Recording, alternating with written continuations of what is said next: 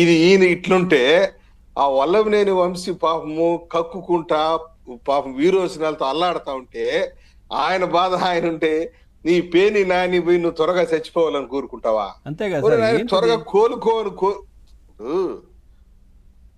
No doubt Vallabhaneni వంశీకి remand విధించారు. ఒక విషయం చాలా క్లుప్తంగా అందరూ ఆలోచించాల్సిందంటే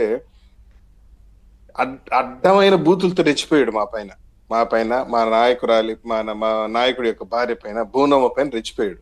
ఎక్కడా కూడా మేము దానిపైన కంప్లైంట్ లేదు, కేసు ఇవ్వలేదు.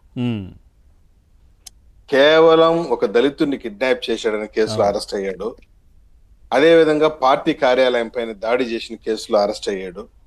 అదే విధంగా అక్రమ ఇంటి పట్టాలు నకిలీ ఇంటి పట్టాల కేసులో అరెస్ట్ అయ్యాడు. మమ్మల్ని తిట్టినందుకు మేము ఎక్కడా కూడా కక్ష సాధింపులకు పాల్పడలేదు. అంతా నేను స్వయం కృతాపరను. నువ్వు పోయేసి జైల్లో ఏం జరిగిందో ఏమో ఎక్కువగా కక్కుర్తిపడి తిన్నావో ఏం కర్మో మాకు తెలీదు, కక్కుకుంటున్నావంట స్టేషన్లో.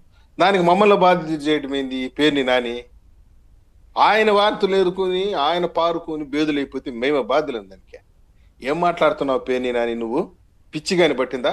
పైగా రంగాకి ఈయనకి పోలికలా, రంగాని ఈయనతో పోలుస్తున్నావు వల్లభనేని వంశీతో.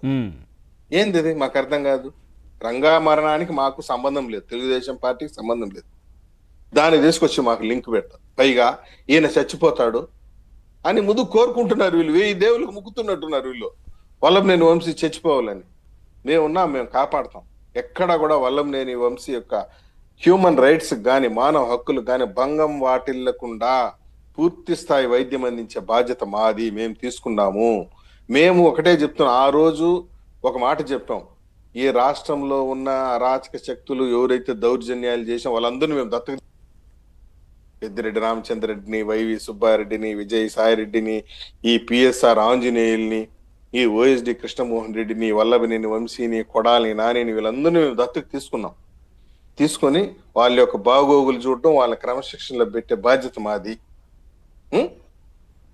పిఎస్ఆర్ ఆంజనేయులు జైలుకు పోయాడు, ఎవరు బాధ్యతలు దానికి? గ్రూప్ 1 పేపర్లు ఎగ్జామ్స్ నిర్వహించడం అక్రమాలు. ఒక డీజీపీ అరెస్ట్ అయ్యి ఊచలు లెక్క పెట్టడం ఎప్పుడైనా చూసావా? ఐఏఎస్లు కృష్ణమోహన్ రెడ్డి, ధనంజయ రెడ్డి జైలు బాట పడుతున్నారు, జైలు యాత్ర పడుతున్నారు. చేసిన పాపాలు పండుతున్నాయి, జైళ్లు నిండుతున్నాయి. అంతే కదా సార్? అంతే కదా. చేసిన పాపాలు పండుతున్నాయి, జైళ్లు నిండుతున్నాయి. వరుసపెట్టి ఐఏఎస్లు, ఐపీఎస్లు, ఆర్డీఓలు, ఎంఆర్ఓలు, మంత్రులు, ఎమ్మెల్యేలు ఎప్పుడైనా చూసామా? మా పైన దాడి చేసిన దాంట్లో, మా పైన దౌర్జన్యం చేసిన ఎక్కడా మేము ప్రతీకార చర్యలు తీసుకోలేదు. మీ పాపాలు పండుతున్నాయి, జైళ్లు నిండుతున్నాయి. పైగా బేరాలు. నిన్న ఆయన జగన్మోహన్ రెడ్డి కూర్చొని, నేను విజయవాడలోనే ఉన్నాను, రండి నన్ను అరెస్ట్ చేయండి చూద్దాం. అరెస్ట్ చేస్తారు, కొంచెం ఓపిక ఉంటే. గంటకే వెళ్ళిపోయారు కదా యలహంక ప్యాలెస్ కు. ఈడేమో బేరాలు పలికిదే, రండి దమ్ముంటే అనేది. మళ్ళీ యలహంక ప్యాలెస్ కు పోయి ఆడ బిక్కునుంటది. కర్మగాల ఆయన కూడా మంచం కింద అరెస్ట్ చేయాల్సిన పరిస్థితి వస్తుంది ఏమో నాకు అనుమానంగా ఉంది. నేను గోవర్ధన్ రెడ్డి, కాకాయన గోవర్ధన్ రెడ్డి మంచం కింద దాంకోనుంటే లాక్కొచ్చినారు. ఈయన కూడా ఆ పరిస్థితి తెచ్చుకుంటాడేమో. ఇష్టం వచ్చినట్టు నోరు బారేసుకోవడం ఏంది?